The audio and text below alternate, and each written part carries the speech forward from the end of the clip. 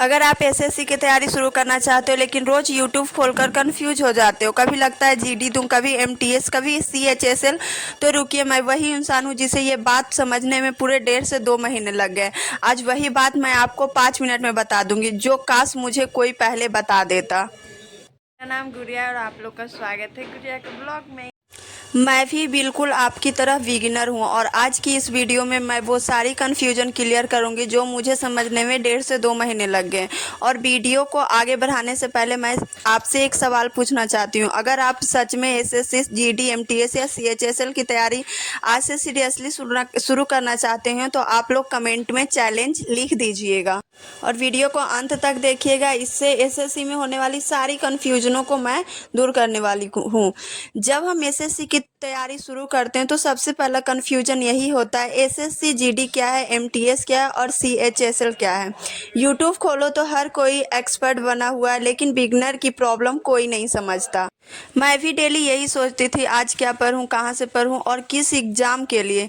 अब ध्यान से समझिए, यही से क्लियरिटी आएगी।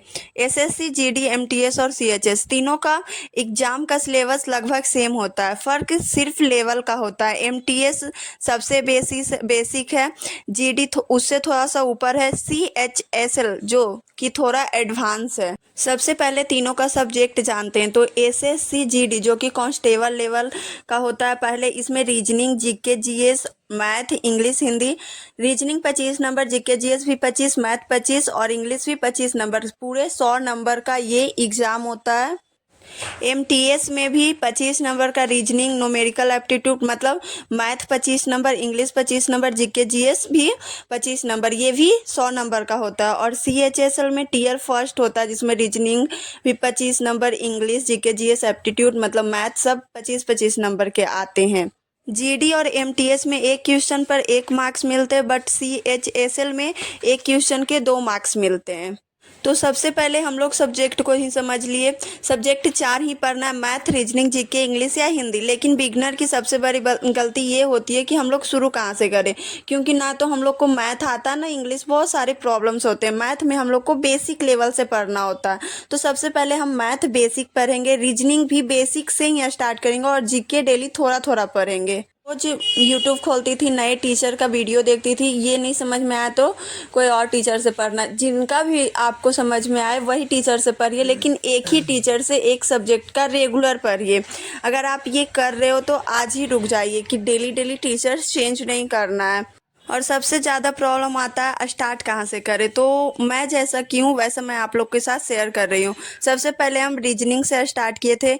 सबसे पहले रीजनिंग पढ़ो, क्योंकि ना reasoning SSC, GD, MTS, CHL तीनों एग्जाम में आते हैं और सबसे अच्छी बात यह है कि जल्दी समझ में आता है रीजनिंग। जैसे कि सीरीज, एनालॉजी, हम कोडिंग डिकोडिंग अभी पढ़ चुके हैं। मैथ डेली पढ़ो, लेकिन क्या होता है ना, मैथ हम लोग को आता नहीं है। जीडी एमटीएस में मैथ थोड़ा ईजी आता है, तो आप नॉर्मल से स्टार्ट कर सकते हो। नंबर सिस्टम, परसेंटेज, रेशन और रेशियो, प्रॉफिट एंड लॉस। फिर हम लोग इंग्लिश थोड़ा थोड़ा पढ़ेंगे तो हो जाएगा। इंग्लिश को इग्नोर मत कीजिएगा क्योंकि इससे क्वेश्चंस आते हैं। रोज़ 30 मिनट इंग्लिश पढ़ोगे तो एग्ज़ाम में नंबर पक्का है। वोकैबुलरी डेली पढ़िए। ग्रामर अभी स्टार्ट नहीं हुआ जिसमें हम बैच लिए हुए हैं। जीके लास्ट में ऐड कीजिएगा। जीके थोड़ा याद रखने वाला सब्जेक्ट है, इसीलिए इसे लास्ट में डेली थोड़ा थोड़ा ऐड करके पढ़िएगा। एसएससी जीडी में एग्जाम वाइज प्रायोरिटी क्या होता है, reasoning plus GK. SSC MTS में मैथ प्लस इंग्लिश पढ़ना होता है और एसएससी सीजीएल में मैथ इंग्लिश सबसे ज़्यादा पूछे जाते हैं। मैं अभी आरडब्ल्यूए से पढ़ रही हूँ, जिसमें हमको ऐसा नहीं लग रहा है कि हमको ये क्वेश्चंस मेरे से नहीं बन रहे, क्योंकि सर बिहार फाउंडेशन बैच लें जिसमें सर बेसिक लेवल से पढ़ा रहे हैं। अगर आप लेना चाहते हो, पहली बार बिगिनर हो, तो ये आपके लिए बहुत ही पावरफुल एंड बहुत ही मतलब लो प्राइस का भी ज़्यादा नहीं है, 699 का है शायद, तो आप ले सकते हैं। और इसमें बहुत अच्छे से सर पढ़ा रहे हैं, आपको हर एक वो वीक पॉइंट को कवर करते हैं जहाँ आपको प्रॉब्लम आ रही है। आप बार बार पूछ सकते हैं। टेलीग्राम पे इनका एक ग्रुप है जहाँ पे आप पूछ भी सकते हैं अगर किसी चीज़ में आपको प्रॉब्लम हो रहा है। हम भी 2-3 दिन से इन क्लास स्टार्ट किया और रेगुलर इस वीडियो में मैं चैलेंज लेती हूँ कि 30 दिन तक लगातार वीडियो लाऊंगी, क्योंकि बिगनर के लिए डेली पढ़ना बहुत आप लोग भी इस चैलेंज से जुड़ना चाहते हैं तो कमेंट में चैलेंज लिख कर जाइएगा और डेली मैं वीडियो लाऊंगी, ज़रूर लाऊंगी इस बार। और लाइक कमेंट सब्सक्राइब कर दीजिएगा अगर वीडियो अच्छा लगे तो। मिलते हैं अगले व्लॉग में।